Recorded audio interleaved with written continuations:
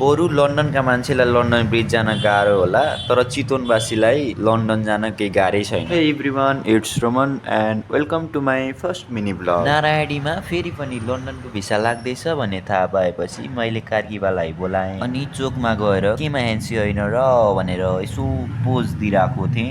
उताबाट कार्कीबा कालो चस्मा लगाएर धराने च्वाचे जस्तै अनुहार बोकेर आउनुभयो। खोइ चस्माले त भनेर लगाएको, चस्मा लाउने जस्तो अनुहार नि हुन पर्यो नि भन्छ बा। हुन त चस्मा अड्काउने कान पुरै कपालले चोपिसकेको थियो, त्यही भएर सुरुमा कपाल नै काटौँ न त भनेर हामी लाग्यौँ सैलुनतिर। चितवनमा मान्छे धेरै भएर हो कि सैलुन कम भएर हो, खाली सैलुन भेट्टाउन एकदमै गाह्रो भइरहेको थियो। बल्ल बल्ल पालो आयो अनि कस्तो कपाल काट्ने भनेर मैले दाइलाई भने। कपाल काटिवरी हामी त्यहाँबाट निस्क्यौँ अनि हामीले मगायौँ हाम्रो प्राइभेट बुगाटी। आफ्नै प्राइभेट बुगाटी चढेर हामी त्यसपछि सिधै नारायणी पुग्यौँ। नारायणीको एकापट्टि लन्डन ब्रिज थियो भने अर्कोपट्टि अस्ट्रेलियाको कोपेरो हाउस रहेको थियो। त्यस्तो कोपेरोमा पनि को जान्छ भनेर हामी लन्डन ब्रिजतिरै जाने निर्णय गऱ्यौँ। त्यहाँको इन्ट्री टिकट विद्यार्थीको लागि 70 र सामान्य रु 100 रहेको थियो। भित्र घुम्दै जाने क्रममा हाम्रो आँखा गयो त्यो ठुलो पिङमा। दुईटा टिकट लिएर हामी पिङमा गयौँ। पिङबाट नारायणीको अवलोकन गरिसकेपछि हावामा डुङ्गा चलाउन मन लाग्यो र एकछिन डुङ्गालाई हल्लाइयो। डुङ्गाबाट झरेर यसो यताउता घुमेको रमाइलो त्यति लागेन, तर भोक एकदमै लागिरहेको थियो। त्यसैले हामी त्यहाँबाट निस्कियौँ र खाजा खान गयौँ। खाजा खाइसकेपछि